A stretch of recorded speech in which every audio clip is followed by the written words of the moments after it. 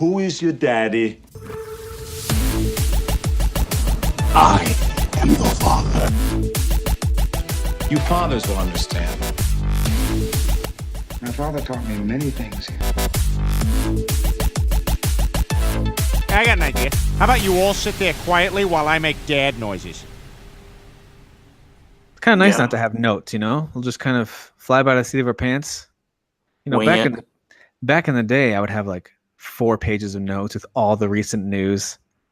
Ain't nobody got time for that anymore, Well, now that we realize we've got like a consistent 3 listeners and it's never growing. Yeah. It's not getting less. Like we just consistently stay at, 2.569998. But so true. Yeah. Well, also we never, I don't think we ever really pretended to be like breaking news podcast. So we always just wanted to give our awesome opinions on stuff, but we never pretended to like, all right, breaking news story it was more just like, do we have something interesting to discuss with this? So yeah, I just like our podcast just because I like to talk about current games. I always buy games day one, and I buy a lot of them, so I like to talk about them. And I think that's pretty much the only thing we do decent is we talk about current games. So true. So true. Sometimes, speaking of which, we were just talking about something our kids are playing a lot. So I got 2 boys right now downstairs, baby taking a nap. The other kids are with my wife at the store, and they're playing Fortnite on the Switch. And I was just telling you before we started recording, I just don't really get the interest, I guess. I don't know. I tried it again and I watched them play and I don't know what it is. Am I too old, or is it like, what is it about that game that everyone loves so much? I just don't get it. I think for me, the only thing that keeps me away from it is the building. I don't care about the building, and I understand that's, a big part of it, like strategy wise. Like I watch the good players, like you could be in the middle of shooting them and they'll just build a fort around them like real quick. And so you obviously can't shoot them. So and people who get good at it, the building can be really cool. Yeah. But for me, that's the part I don't care to learn and get good at. And I prefer PUBG, where you're not building. You just go out and you have to stealth it and you have to, kill people. Plus, Fortnite is full of kids. Of kids who just hide. You have the really bad ones who just walk out in the middle and you just shoot them in the head. But for the most part, there's a lot of them that just like, they think my kids get excited like, Dad, I finished second. I finished first. Well, what did you do? I just hid. Yeah. Okay. They were all cheering the other night. So I came in to see what they were doing. They were playing on the Xbox and they're all cheering and hugging. I was like, what happened? Like, we finished first. They were like passing the controller around, taking turns. And apparently they finished first. And I was like, so what happened? Did you have like a shootout at the end? Like, what? No, we didn't see anybody or shoot the gun the whole time. Yeah. It's like, they just hide and then either the storm kills guys. everybody else or wow, they get lucky and somebody kills themselves or something like that. But I think that's what happened at the end. But whatever, it's fine. Look, here's the thing. I am glad that there is a popular online shooter game that isn't like gratuitous violence that kids can play. That's great. There's nothing wrong with that. I just personally, I don't get it, and that's totally fine. Yeah, I don't care about it, but I actually enjoy. Okay, I shouldn't say enjoy, because Eli and Ian are really, really annoying. You're glad they have something they like, though. Yes, I'm glad they're passionate. In fact, Ian was even saying to me the other day, he was like, I really got into this game because I think he was BSing me, by the way. I wanted to be able to relate to you because you're a gamer, but now you're not even a gamer anymore, Dad. Like, he was making fun of the fact that he hardly sees me. Let him have it, man. Let him have it, Ian. Let him have it. But I'm like, let him have it. Yeah, you're playing such a great game, Ian. Can't wait to play with you. Well, I really am glad the kids have something to play that's not necessarily Pokemon, because they overdo it with all the Pokemon stuff sometimes. So I'm glad they've got something else other than that. My son Shepard, by the way, still really digging Dragalia Lost, that Nintendo action RPG on the mobile phone. It's not for me. It's not my thing, but he loves it. He loves the simple. I think he's starting to understand that some games have a level up system and some games don't. And he really likes when you can level up. He likes getting new gear. Like I could tell he's getting those hooks of upgrading stuck in him. Like he loves that kind of stuff. That's the one thing I liked about Fortnite is it kind of got Eli into Destiny 2. He stopped playing it though because he went back to Fortnite. But he got like the concept of rare, exotic, legendary. Like he's realizing these guns, certain ones are better than other ones because of their stats, and then he got to see that in Destiny 2, and he's like, Dad, I really like Destiny 2. So I was gonna actually buy him the full everything, all the DLC and everything. I'm like, well, we can play this together. But I was like, you know what? Let me wait and see if he actually beats the campaign, like if he plays with me. And sure enough, he went back to Fortnite. But he did like Destiny 2. He did play it for a solid 2 or 3 days. He was really into it, but I'm glad I didn't buy it for him. Yeah, no, so Shepard's really into that style. Like Fortnite doesn't interest him a ton. He likes it a little bit, but he really wants some in-depth RPG stuff. I'm learning about him, which is cool. He's become my gaming buddy, so that's cool. Good. All right. So speaking of RPG games with lots of leveling up and things like that. Yeah. Let's talk about Assassin's Creed Odyssey, recently released. Kind of surprised they made an Assassin's Creed game this year because Origins was so big and it had such big DLC elements to it, and I thought they had a lot of success with giving a 2-year window between major releases. I kind of thought 2018 would be a non-Assassin's Creed year, to be honest with you. Mm-hmm. So when this was revealed, I was a little bit surprised and not super optimistic about it. Well, the game has come out. It's now been out for a few days. I've had a chance to play it this past weekend quite a bit in between football games and all this other stuff. And before we dive into what we think of it, I just got to say right off the bat, I love Assassin's Creed Odyssey. I love it a lot. Are you playing as a male or female? The male, obviously. Chauvinistic pig. You're playing as a female, aren't you? I'm playing as a male.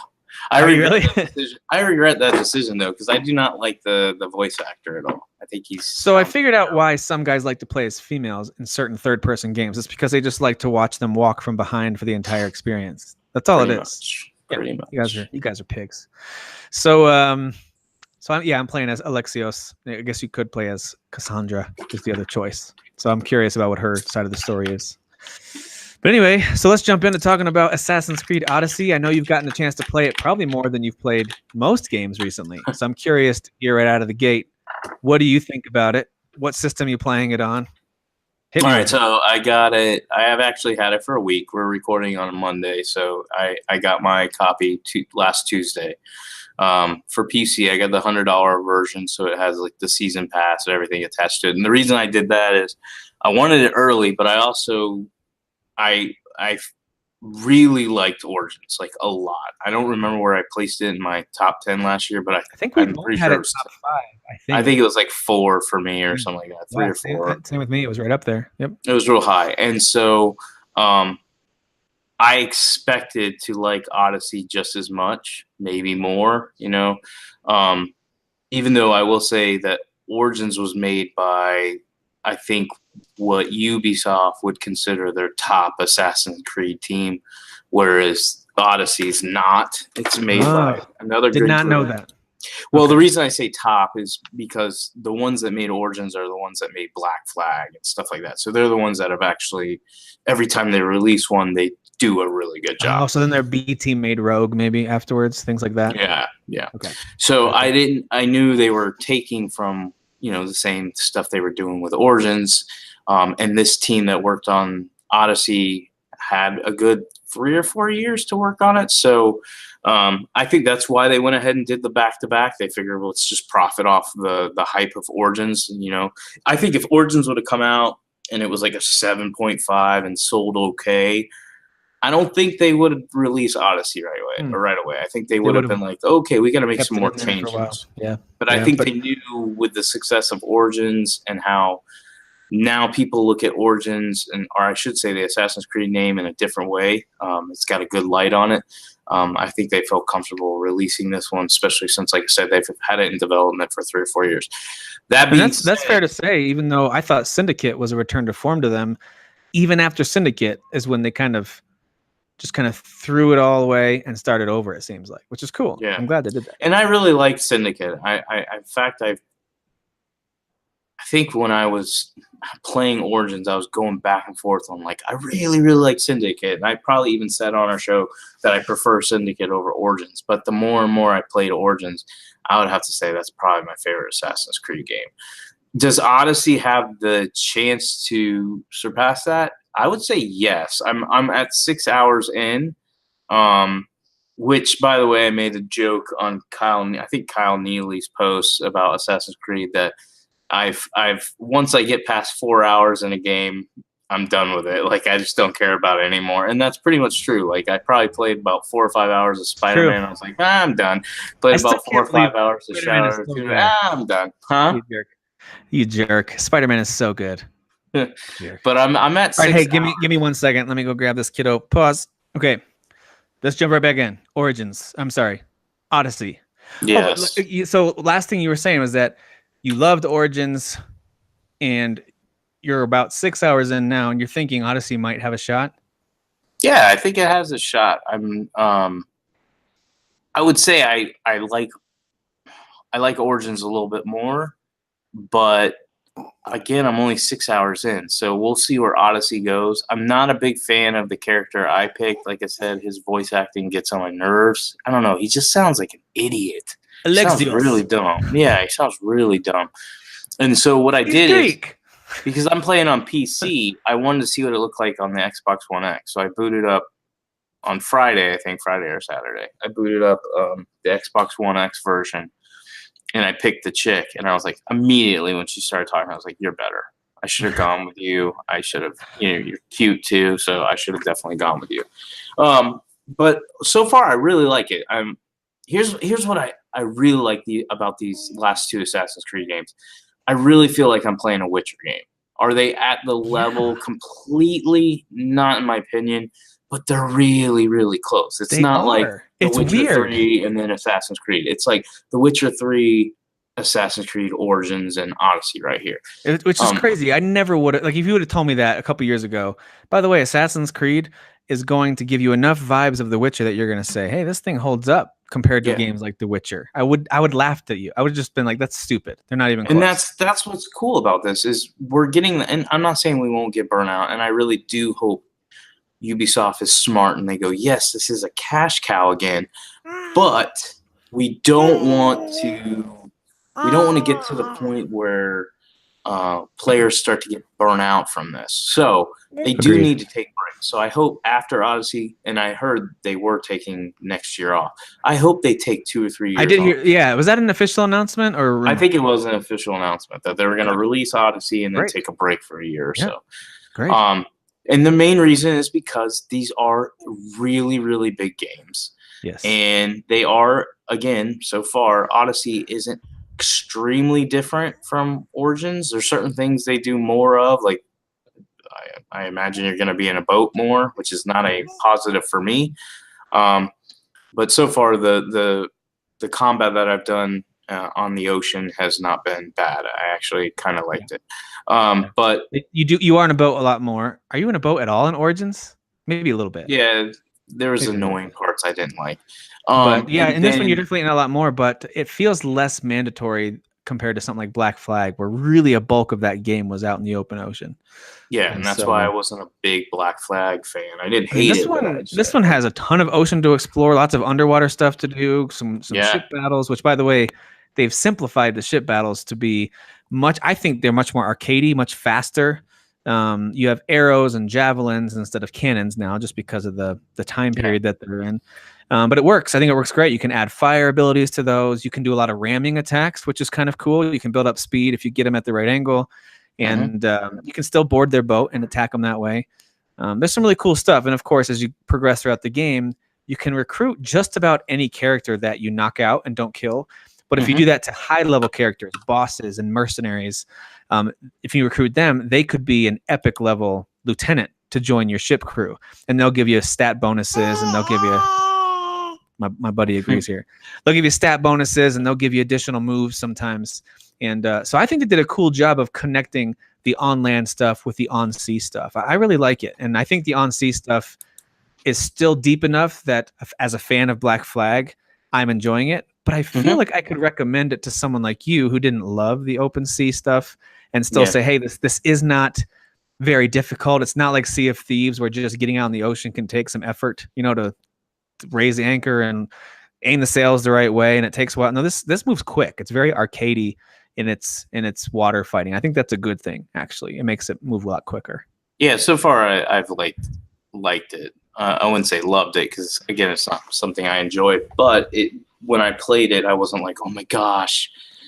But it was just the first. I'm not that far in, so it was just the first experience with it, which obviously they ease you into. It's less RPG right now. It's just more like, here you go. Let's teach you how to do it, which I already knew how to do the basic stuff. It's when you get into, oh, you're under level that will probably get annoying. Yep. Yep. So let me Let's talk about some the things. Let's talk about the open world real quick. I want to hear what you think about the way the world looks, feels, the way they have it laid out. I don't know how far have you gotten off the first island? You said you went in the ship already once, right?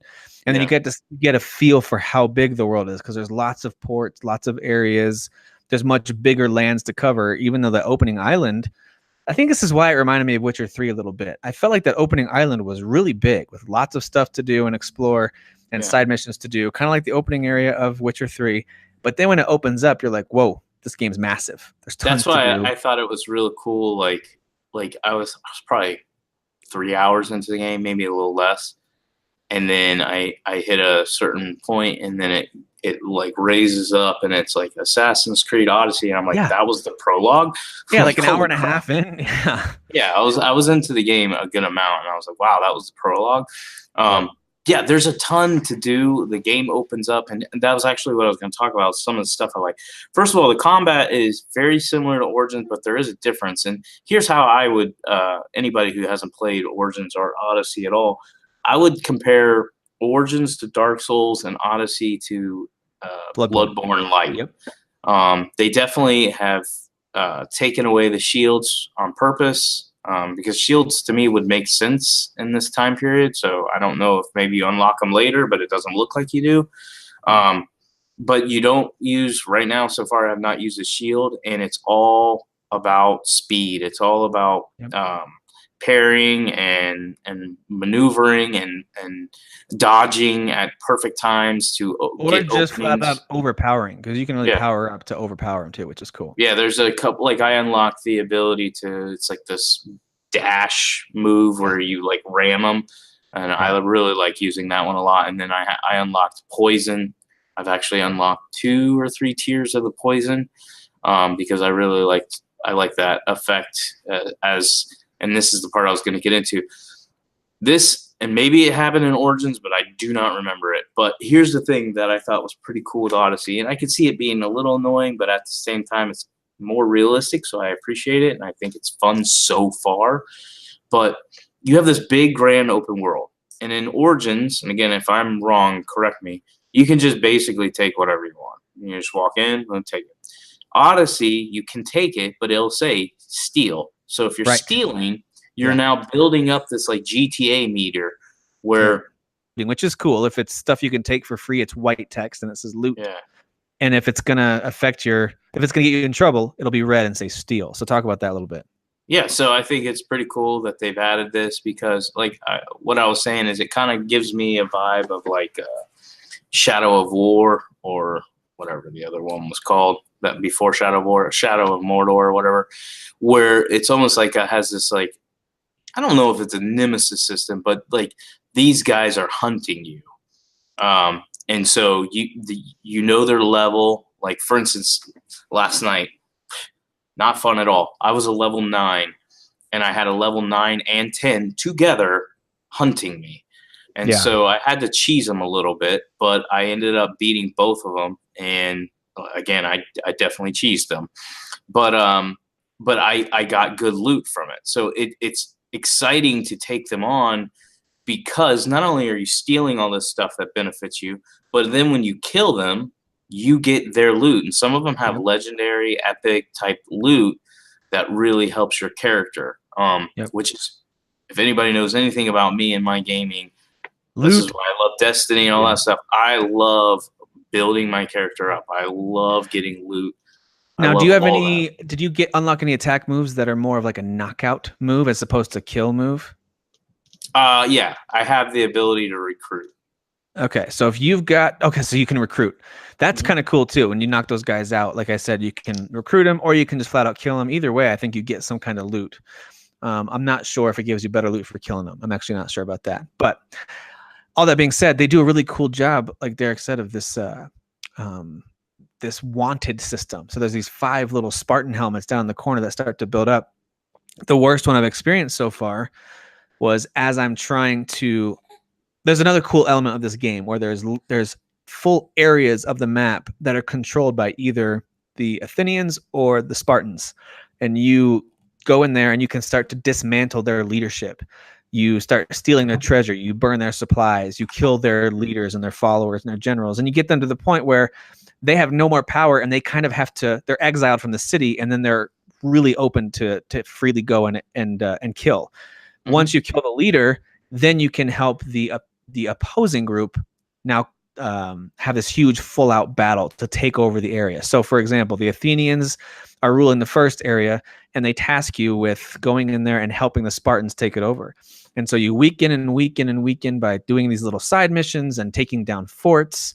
Mm-hmm. And then eventually you can go take out the leader. After that, it opens up 2 mission options. One, you can now join the Athenian to defend the Spartans. That's a little bit easier because it's easier to defend. Or now you join the attacking group, in this case the Spartans, and you wipe out the Athenians. And it's this big open battlefield, and you can just go start attacking whoever, any direction you want. But then it tells you take out the captain. Now, if you take out the captains, it severely decreases their energy bar. And so by taking those captains out, it gets you to the victory in battle sooner. What happened to me in the most recent one, because I've done 3 of these now, the most recent one, mid-battle, all of a sudden, I was on the Athenian side in this particular battle, taking out the Spartans, and right as I'm getting ready to attack this Spartan captain, all of a sudden, it goes to this quick kind of cut side scene thing, and this Athenian captain all of a sudden starts attacking me, and it says mercenary discovered. He was in disguise, trying to hunt me down during this battle. So they have these cool. I would describe them. You kind of compared it to Shadow of War a little bit. I would describe their mercenary system as kind of a Nemesis light system. It's not quite as good or in depth as the really cool ways that they have you battle these orcs, and these orcs hate you and they come back after you. It's not quite that cool, but they do have tiers of mercenaries coming at you from 9 all the way up to 1.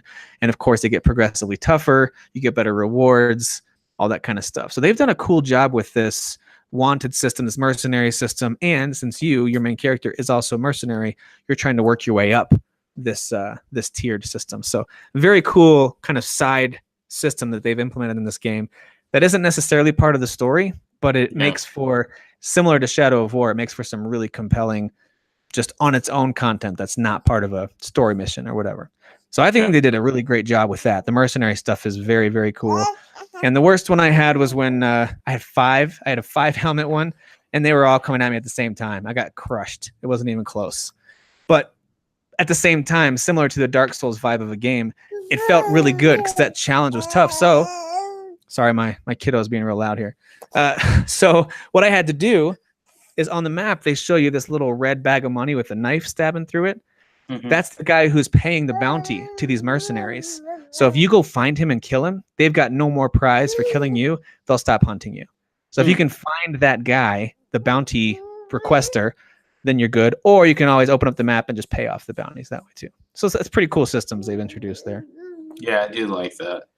But so far I've had a lot of fun doing that. I've kind of just I'm going through the story.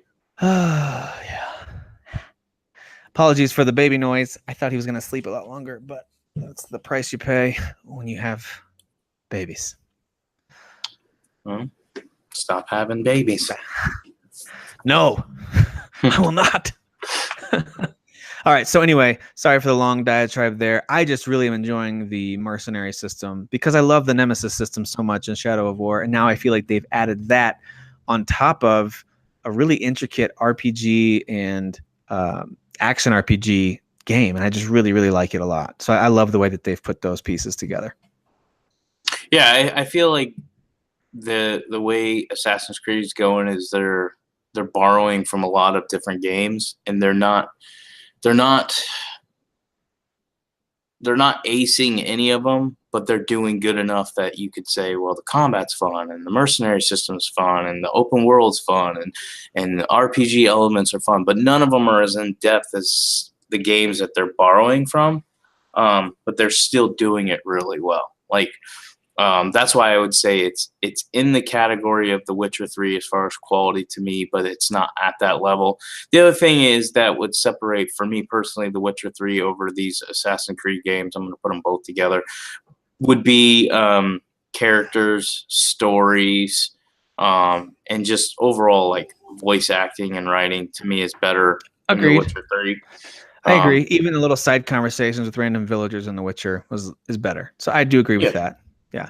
But again, remember, The Witcher 3 was like in works for like 25,000 years. But these Assassin's Creed games are still real quality. Like I said, it's not like they half butt everything. Yeah. They're doing everything really well. They're just not doing it as well as the games that they're stealing from or borrowing. I mean, to be fair, some people really hate the character of Geralt. Everything from his voice acting to just, I mean, some people just really don't like his character. So I can totally get you not that's liking. Probably because Geralt is your typical character that was written 20 or 30 years ago. Like that's what they made. They made the silent, mean, white male characters. Oh, that's true. And now we live in a society that if you're that, you're terrible. You're a terribly written character. Oh, we're getting political. We're getting political here on the grind. Interesting. Well, I am white. I am going to defend white people, and my personality is a lot like Geralt. I've changed recently, and I've become more outgoing and nice. It's kind of retarded, but yeah, even in your meanness, you do smile a lot more than Geralt does. Even in your cruelty. I do. I'm like really nice, like at work. It's ridiculous. Like I say hi to people now. It's a problem. Yeah, you should be ashamed. So we talked about the combat a little bit. One of the things I really like about this is the way you build up your adrenaline points to pull off these moves, and then you can assign 4 melee moves and 4 ranged moves. And so what's really neat is you can, of course, this is pretty typical. You can focus on being a hunter, so lots of bow and arrow stuff. You can focus on being a warrior, so tons of armor and tons of sword and axe attacks. Or you can focus more on the stealth and poison side of things. Or you can mix and match. I'm kind of mixing and matching a little bit. I'm mixing and matching with the skills that I like. But then, of course, throughout battles, you build up these adrenaline points, and then you use those to execute your moves, which, by the way, I just recently discovered also heal you a little bit. Every time you use one of those moves, that's what heals you just a little bit. Because I was like, how do I heal with no shield? Like surviving can be really tough. Well, it's more a matter It's more a matter of using your by the way, the death sequences are rough when they slice you up. It's pretty rough. But yeah, if you use your adrenaline attacks, your adrenaline moves in the right sequence, and if you time them the right way, then you actually are staying fairly healthy as you battle if you're, smart about it. But I actually stumbled across a side mission that involves this giant boar, which is apparently some boar of Greek legend. And even though it says I only have to be level 13, and I am currently now level 13 or 14, I can't beat this thing. So I get it down to like 3/4 health, and then it calls in all these little boars, and they start charging me, and they're hitting me for a ton of damage. So I upgraded my armor, and I enhanced some stuff. You can engrave stuff, by the way, at the armor. You can engrave your stuff to power it up. Some really cool RPG mechanics there. And I go back and fight him again, do a little bit better, but down to half health. Then he still calls in more boars, and he starts calling in all these little waves of little boars that are not one-hit kills. They're tough to kill. And I probably died 10 times before I gave up and realized I'm not good enough for this yet. Even though it says level 13, there's no way that's correct. So I'm going to go back and try that again. But that very much reminded me of my experience this past year as I played through Bloodborne for the first time, where you get to a part where you're like, I feel like I can do this. And you try it a bunch of times. You're like, I'm guess I can't do this yet. And then you come back to it later, when you've powered up a bit and you realize, oh, I got this. For example, right at the beginning of Bloodborne, there's one of those big enemies with a big axe. I forget what they're called. He's down this little alleyway to the side. And at the beginning of the game, I kind of thought, I think I figured out his pattern. I can beat him. And I kept dying. I just couldn't figure it out. Well, yeah, he was one-shot me every time. Even if I would do really well, one hit and you're dead. So I just came back after I powered up a bit and got better at the game, and then took him out with no problem. Because later in the game, you got to fight multiple of those guys at once. So I felt the same. I feel the same way about this. It gives me that like, all right, I'm coming back for this boar later. Because I really want. There's apparently some really cool bow and arrow set you can get for defeating him. So I really want that. I really want this awesome legendary bow thing. So all that to say, I think they've introduced some cool Witcher / Bloodborne type experiences in this, where it's, hey, we're going to make this tough, so if you beat it, you can feel really proud of yourself. But it's not something that's required. That's what makes it different from some of the Souls games, is that you don't have to keep dying and dying and dying. You don't have to. They give you little shortcuts. If the mercenaries are overpowering you, you can pay off or kill the bounty giver, and then you're done. Then you're all set. If you are struggling with a side mission, you don't have to do that. You can come back and do it later, or just skip it altogether. So I really like that part of it, and I find the combat to be incredibly satisfying. The parry system is really good. There's part of me that wants a shield, though. So if they don't have shields, it's going to be a little strange for the setting. I feel like a lot of my enemies have shields. Why can't I have a shield? But the rest of it's just so cool. It's hard to really criticize that part of it. Yeah, I don't think they're going to do the shield just because, like we said from the top, I think they're going for Bloodborne vibe here. But again, with the setting, it really doesn't make any sense. And like you said, after you get like maybe an hour or two into the game, you're fighting guys with shields, and you're like, well, where's mine? I'm not that poor of a mercenary. I should be able to afford a shield. But yeah, that's a small nitpick. I think overall this game is really good. This is the one. I remember somebody post in our group asking, what's the game you're most excited for coming out of E3? And this was the game I picked. I picked this one. Really? Fallout 76. No, I did not give this game benefit of the doubt. I just thought, more Origins. I'll enjoy it because I really liked Origins, but I just wasn't sure I was ready for it. But I don't know. I've just been really into like The Witcher 3, and I loved Origins. Like, I played Origins, but I didn't like post every time I did it. But then after I beat it, I kept coming back to it. Like, I played on the Xbox One X. I played like another 7 or 8 hours. I started a new game on that, and then because I played so much on PC, I came back to my PC game and just started playing that. And I kept waiting for the season pass to drop, which it dropped, but not enough. I was waiting for it to drop to like $10 or $12, and I was going to buy it. And I still will if they ever drop it now that Odyssey's out. But I was just really excited. I thought Odyssey looked really, really good.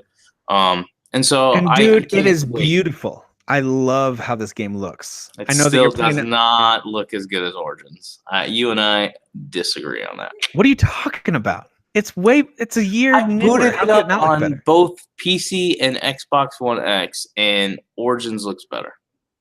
Looks better. False. So I downloaded Origins. You and I are right. This is the only time I'm ever going to. I downloaded Origins on the Xbox One X, and I just played it a couple weeks ago on the X. So I can only speak for the Xbox One X.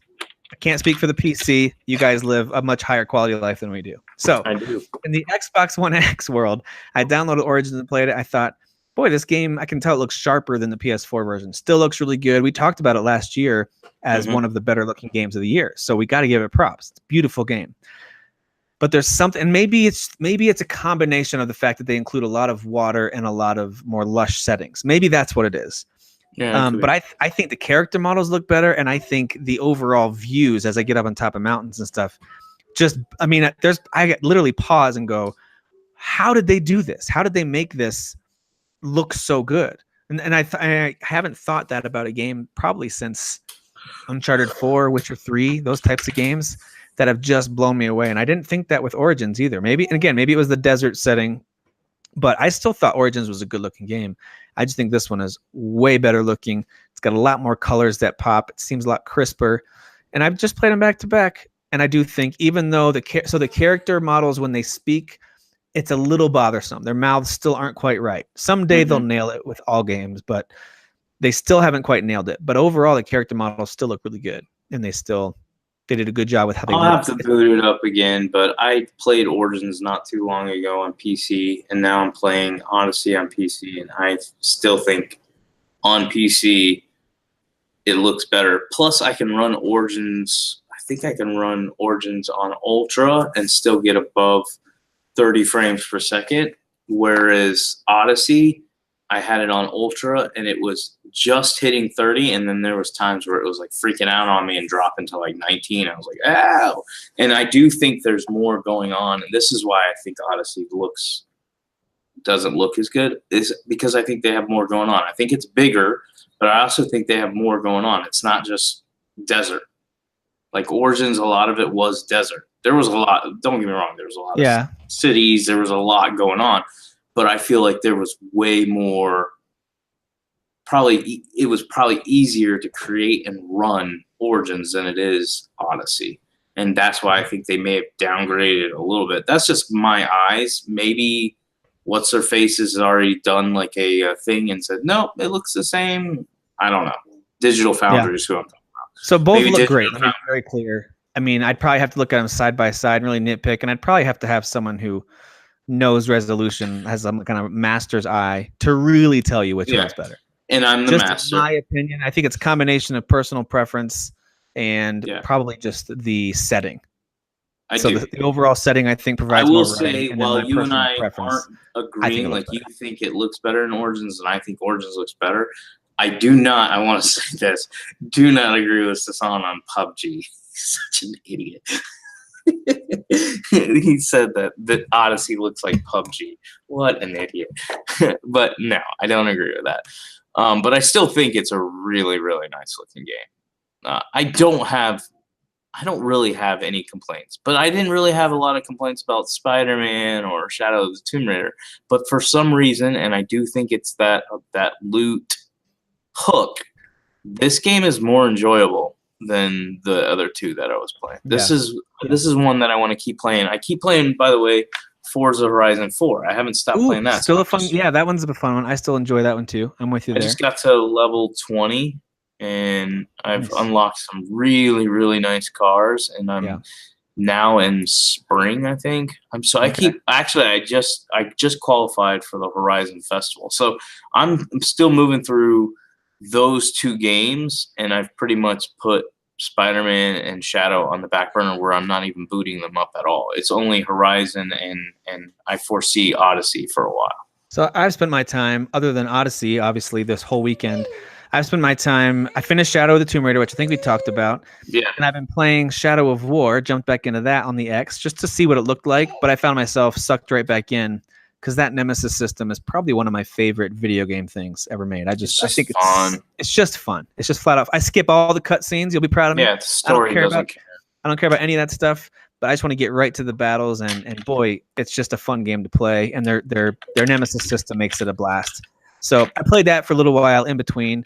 I think I talked about a few Switch games that I finished, but I just want to say before you move on to games, since you talked about cutscenes, I just want to say Odyssey, I'm not paying attention to anything. There's only one character that I will actually read the lines and talk to, and I skip everybody else's, and that's the chick that I was trying to have sex with.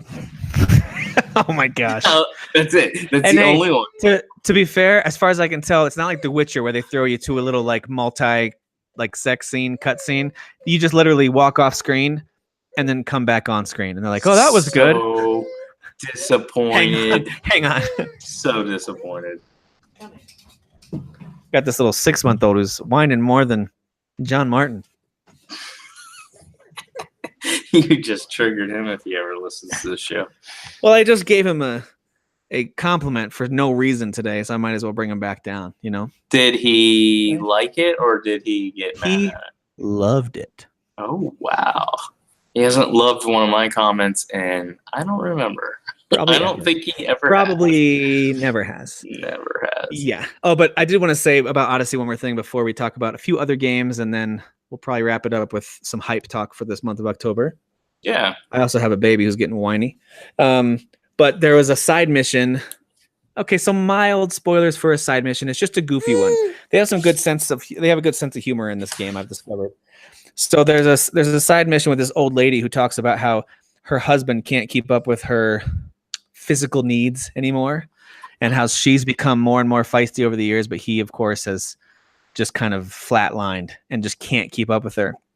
So she sends you on this quest to go gather ingredients for this elixir that's supposed to give him incredible, stamina. I can't say it with the baby right here. So anyway, he doesn't understand. Just so you know, he does not know. He's eating my earphones right now. You are an interesting fellow. You are a hungry little chunk boy. Yeah, I know. He's fat. How fat. So anyway, she sends you on this mission, by the way, which one of the ingredients is bear scrotum, which I thought was funny. That's awesome. Yeah. That's awesome. Hey, buddy, relax. So you bring her back to her, and then you have a choice to not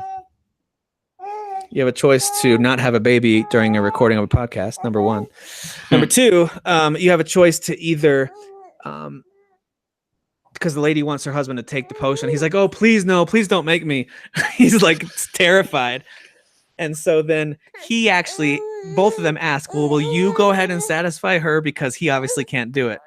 And so then you walk off screen, and then it shows. I'm so sorry. Give me a second to get him something. This would annoy me as a listener. So give me 1 second. All right. Apologies for that. Thanks for your patience. All right.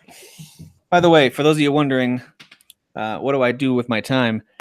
This is it, man. Taking care of kids like all day, and then playing video games till I fall asleep with the controller in my hand. That's what I do. All right. So back to the Randy old lady story. So you can either say, "No, dude, you got to do it yourself," or you got to say, "Just pay me," or you can say, "Let me take care of you." And then so you walk inside the house with the old lady, and then it shows the old man hanging out front, talking with friends, playing his guitar, just eating some food. He's just relaxing. And then the next morning you come walking out and like, "That'll take care of her for a few days." He's like, "Oh, thank you so much." I think I went with that option. I can't remember though. It's just really funny to see them throw a little levity in there too, because some Assassin's Creed games have gone too serious, and I thought Syndicate and Black Flag are two examples of games that brought some fun back to the series. And then of course Origins had some of it, but again, pretty serious. I thought that your main character was pretty serious, and most of the quests were pretty serious. This guy Alexios, even though I understand his voice acting and accent might get to you a little bit, I actually really like it. I think he's more of a kind of rogue mercenary. Yeah. So I like him as a character so far, and I think the missions are actually pretty fun and sometimes I do think he's a better character than, and I don't even remember his name from Origins. The Magi, whatever his name is. I didn't like him that much. I did end up liking the story. I liked how Origins ended. Me too. But the wife was actually a better character than him in that game. Yeah. I do like Alexios and Cassandra or whatever. I like the story so far. I haven't gotten far, obviously.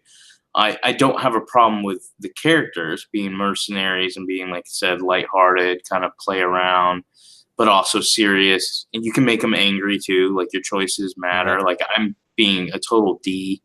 Like in past games, like whenever you're helping somebody who's less fortunate, like they're less fortunate. They have nothing. I've always been the type that's been like, I did that for free. I have no problem helping you. And this one, you're like, pay me. Yeah, exactly. And this one, I'm like, well, I didn't do that for free. Give me your money. That type of stuff. Yeah. So, and I'm doing that because I even said one time after I did one of like those D moves, I was like, this is all about me upgrading, buddy. I don't give a crap about whether you're starving or what you're going through. I just care about my loot. So that shows how my personality has changed. But I do like that you can kind of point your character in a certain direction. They can either be really lighthearted and sweet, or you can be, a D-bag and not care about anybody, but also still the voice acting is probably the only thing. And it's not terrible. I'm speaking on it because it's probably my only gripe, and that's only because I'm like, I wish I would have picked the female character. That's it. It's not like, every time he talks, I cringe. It's just sometimes I'm like, you sound like an idiot. Like you just sound like an idiot. Like the way he'll say lines. I'm like, you just sound dumb. My name is Alexios. Yeah. So I'm like, maybe it's just the accent, but I just feel like you guys make enough money, you could have gotten a really good voice actor for your lead character. But I also like that the guy who was kind of his father figure for most of his life, you learn, is actually kind of a complete scumbag who rips people off all the time. Yeah. Yeah, I like that. But he's not a bad guy. He's actually kind of a lighthearted, funny guy, but he's also kind of a scumbag. So I like that too. Yeah, there's a part where like he's like, you want a hug? And I'm like, no. I don't care about you. Do not care about you. I don't know how far you've gotten into the story, but there is a at the end of the first area that you help take over, There's some story moments, and even before that, there's a few story moments that make you go, "Oh wow, this actually has some depth to it." There's some interesting stuff with the story, so I am hopeful that the mainline story will be interesting. But even if it's just on par with Origins and not any better, I'm gonna have a blast with this. And honestly, this one is right up there with God of War for some of my, and Spider-Man and Monster Hunter for my favorite game of the year so far. So I love it. I absolutely love it. Yeah, I'm on board. Let's move on to last 5-10 minutes, maybe just 5 minutes. Let's talk about Red Dead Redemption 2. So tell me what you're thinking about this. So Red Dead comes out in about 3 weeks. Yeah. Or actually a little less than that now, right? We're down to like 18 days. So 18 days. Tell me what you're thinking. Have you tried to stay away from video and articles about it, or are you starting to dive in a little bit to find out more about it? I probably will dive in a little bit more after Soul Calibur 6 comes out. I've been watching some stuff on Soul Calibur 6. That comes out in about 10 days. Okay. And it's not that I'm like extremely hyped about Soul Calibur 6. I'm actually pretty excited for it, but I'm not extremely hyped. It's just that's the next one on my roster. So since I've paid attention, I really haven't paid attention to a lot of games. I should say this. I didn't know much about Odyssey. I watched a little bit on E3. Same here, man. Like a trailer. And I was like, oh, I'm excited for it. That's all I said. I felt like I got it. I was like, okay, I get this. This is about Sparta. Okay, I got it. Exactly. That's what I did. And the reason why my hype level was probably higher than yours is I just went, it's just going to be Origins or better. Yeah. And so therefore it's the game I'm most excited for. And so Soul Calibur's next, and I haven't paid attention to that. And so I'm watching stuff on that. So after that comes out, I do think I'll end up diving in and trying to watch things on Red Dead. The only thing I've watched is the first trailer. Yeah. I'm going to say the first trailer, which came out a long time ago. Yeah, that's a while back. They've had some gameplay trailers since then. And of course, a lot of outlets have put out their full, like, I've played this the first 5 hours, and they put out a ton of information. So I don't care about that stuff anymore. Yeah. I'm avoiding all that.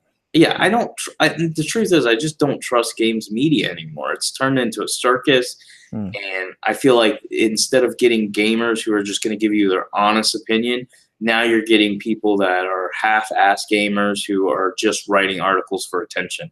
Yeah, and so they'll bash a game if they have to bash it. They'll overpraise a game if they have to overpraise it. Whatever gets them attention. So I don't pay attention to that. It's kind of like the article that was on, this is going to be shocking, it was on Polygon, and I think it was Polygon. Could have been Kotaku, either one. And it was about how Spider-Man's portrayal of police is just really out of touch. And the reason they say that is because the police were pretty much mostly good and helpful to Spider-Man in that game. Oh my gosh. I'm serious. So let me get this straight. I know we're going to veer off a little bit. So the police are actually, and we're talking about all of them. We're not just talking about a few. All police are more bad than good in reality. I mean, and the game got it wrong. Which is funny because I played that entire game and a ton of the side stuff. I think I finished at about 80% of the game. So I experienced a lot of it. And right in the first major story mission of the game, there's literally a whole squad of police that turn on you because they were paid off by Kingpin. I mean, I'm not sure what else. It's right at the beginning. And then not only that, throughout the game, there's a whole military squad of soldiers that are after you. So I guess that's not really police. But the police make some dumb moves that sometimes they yell at you. Like they're really mad at you for trying to help. So it's not like they're all just pie in the sky good guys. But a few of them you team up with are. I just thought it's just one of those SJW articles that they put out like, oh, Spider-Man is just, Insomniac was so out of touch with their portrayal of it's all the time, and so I don't pay attention to that. So I know we're veering off a little bit, but people care about us bashing games. Games media is trash, and a lot of people do know now. You know, the only good games media out there are the ones who don't get paid for it, like us. Yeah. It's true, though. I mean, even like ESPN and stuff like that, I don't pay attention to a lot of them because now all these people are paid high salaries to make up stories about athletes. Like, oh, what was he thinking when he gave that face on the sideline? That he needs Gatorade. Yeah. I mean, come on, you guys are stupid. Yep. But anyways, that's why small homegrown podcasts are the ones that I go with, whether it's for sports or for or for video games. Like, for example, for sports, one of my favorite podcasts, there's a couple of them, but I really like one called Solid Verbal, which is a pretty big one now, but it's a college football podcast that wasn't really affiliated with anything big for a long time. So anyway, I digress. We digress. I know we're way off topic. But they get the point, and I would think most of our 2.56999 listeners. I hope that's the exact same number I gave earlier. Your average keeps going down when you say that, I think. They agree with us. Yeah. And we're doing really good in the minorities too. We're at like 1.2. And I can tell how mature you are because I'm pretty sure every time you do that, you somehow put together a 6.9 in that number. It's like 2.69857 or 2.56989. And then the only reason why I like Assassin's Creed Odyssey is because in the first 6 hours, I was already trying to bang a couple of chicks. An old lady and then a woman who was kind of hot. At first, I was like, you're kind of hot, but then the graphics made her kind of look creepy too. So, and I pissed her off in the beginning, so it's almost like real life. Yeah. I'm like trying to give her advice to make her happy, and she's like, you know what? Don't talk to me anymore. And she just disappeared. I'm like, and you're like, trying to sleep with you. This is realistic. I was like, I'm trying to sleep with you. Why are you mad at me? Whatever. So hype level is fairly high for you then for Red Dead 2. Is that fair to say? Or you just think it's going to get high as you start watching? Yeah, that's what I was going to say. I think for somebody like you, and obviously I'll let you speak for yourself, but for somebody like you and some of the other guys in the group who've been hyping this game up, no, I'm not at your level. I never have been.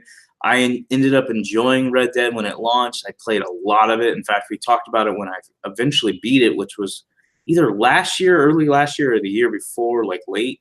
I don't remember. I think it was last year, though. And I ended up going back, and I was like, oh, my gosh, I only have like 6 hours left of this game. And I beat the game. And I enjoyed the game. I thought it was a good game. It's just not – I'm not a big Rockstar guy. I never have. I'm not big on GTA. What is your favorite GTA game, then, if you had to name one?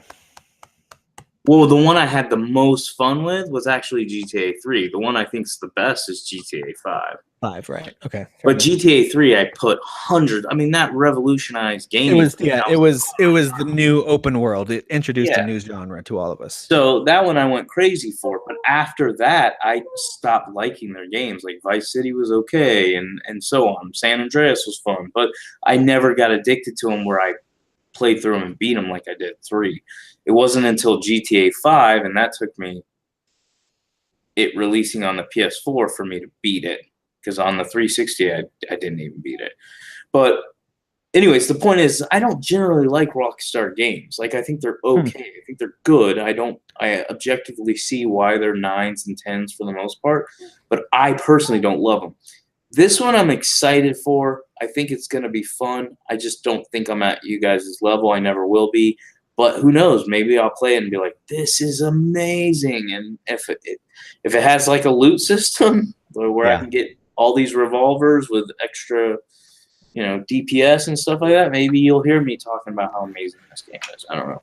So Red Dead Redemption, the first one, I guess it's technically the second one in the Red Dead series, but who cares about Revolver? Red Dead Redemption was one of my favorite games of all time. I think it finished at 12 or something like that on my list of favorite games of all time. I love that game. It's my favorite of Rockstar's games, although I do like GTA 5 and a bunch of the GTA games. This is my favorite. I love the setting. I loved being a cowboy. I loved all the side stuff. I thought the story was great. Absolutely adored it. So yes, my hype level for this one is very high, and I'm staying away from all the previous stuff. So I watched a few of the trailers. I wanted to see what it was about and kind of see the setting. I can tell now that it's a prequel, as far as the main story goes, at least, to Red Dead Redemption. And so I kind of get it. I know where they're going with it, and I feel like I'm all set, and I just can't wait for the 26th. I'm really, really excited for that game to come out. So my hype levels are super high. What I'm glad, though, is a lot of times when I'm anticipating a game, like 3 years ago before The Witcher 3 came out, I had nothing to play, and I was just like staring at the calendar, waiting for May. I think it was May 15th. And I just could not wait. Well, with this one, I've got Assassin's Creed Odyssey, which is a huge game. It's going to take me a long time, and I've just talked for way too long about how much I love it. And then we've got tomorrow, I've got Mark of the Ninja Remastered, which is one of my favorite games that I haven't played in probably 5 or 6 years, so I'm excited for that. Next week is Starlink, Battle for Atlas. I get to play as Star Fox again, so I'm excited for that. You're getting that on the Switch? Yeah, Yep. And then, not to mention, I just pre-ordered because of all the hype for it, and the battle royale looks amazing. Just pre-ordered Call of Duty Black Ops 4. So I'll have that on the Xbox One X2. So I've got two major games and then one kind of side-scrolling game for me to replay, but two pretty big games between now and then, not to mention Assassin's Creed Odyssey to hold me over. So hype level's high, but I don't. He does not care about He your does hype. not agree with me, nor does he like me right now. It's not as, I don't feel as anxious about it coming out because I've got so much stuff to entertain me, you know? Yeah. So that's what I'm feeling about that one right now. And I am really pumped for it. I do think it's probably going to be their best game yet. My fear for that is that there's going to be too much of the online component. So I don't want too much Red Dead Online. I want an awesome single player, and they're promising this, and I believe them. But I want a just awesome single player, super in-depth experience. I don't necessarily in Rockstar games need a lot of the RPG stuff you're talking about, but I do understand what you're saying, where the loot can make it a lot of fun. But for Rockstar games, I don't usually expect that. So just give me a great story, a lot of fun stuff to do, and a huge world to explore. Let me go hunting and kill grizzly bears and tie people to the railroad tracks. I'll be happy. Yeah, I'm excited, but I don't know. It's just not. I'm not crazy for it, but I think as it gets closer, I am excited to find out it's native 4K on the Xbox One X. Yeah, that makes me happy. Yep. But it's one of the reasons I bought the X. Remember, I mean, that was one of my reasons for it. Yep. Well, I didn't expect it to be native 4K. I'm gonna be honest with you. So the fact that they're nailing this with games like Far Cry 5 and now Red Dead Redemption 2, that's pretty impressive. Even if it's like, I'm guessing it's low settings, if this was a PC, it's still really cool that they're hitting native 4K. Yeah. And they've got some little tricks that they do that make it not look so low setting, and they still add detail and stuff like that. So I expect this game is going to be beautiful. I do expect it to be released on PC later because Rockstar likes to nickel and dime. And what I mean is they know everybody's going to buy it on the console that owns a PC, and then they're going to release this on the PC. I know they didn't do the first one. They're going to do it just like they did GTA 5, and they're going to sell another million or more than a million. Without a doubt. Billion. Yep. Another billion copies on PC. It won't do. So Grand Theft Auto 5 passed pretty much every entertainment record ever in terms of money making. So I don't think I don't have any illusion that it's going to do that, but I do think it's going to be incredibly successful, and I don't blame every other game essentially for getting out of its way. No one else is releasing their game right around then. So yeah, I'm really hyped for it. So all right, well, that does it for this week. Thank you so much for your patience with my baby noises over here, especially you, Derek. I know that you're staying up a little bit to record this with me. I appreciate that. And you listeners, I apologize for the background baby noise. Listen, I'm a dad, okay? Leave me alone. I'm a dad. That's what I do. I'm not a dad, so I don't understand. It's fine. You're a lover, not a father, or something like that. Odessa, come to me, my babe. I think that's her name. Odessa, yeah. I didn't go for her. She was too, I don't know. She was too something. She was snobby, but I banged her. I got it. That's a quotable quote. That's going to be the name of this episode, actually. Episode 141. She was snobby, but I banged her. You should totally do that. You know people are going to YouTube search that. I'm looking for somebody to bang on YouTube. Oh, my gosh. All right. Well, thank you guys for listening. Derek, keep playing video games, man, so we can have more to talk about. I'll try. All right. Talk to you guys later. Peace. Who is your daddy? I am your father. You fathers will understand. My father taught me many things. I got an idea. How about you all sit there quietly while I make dad noises?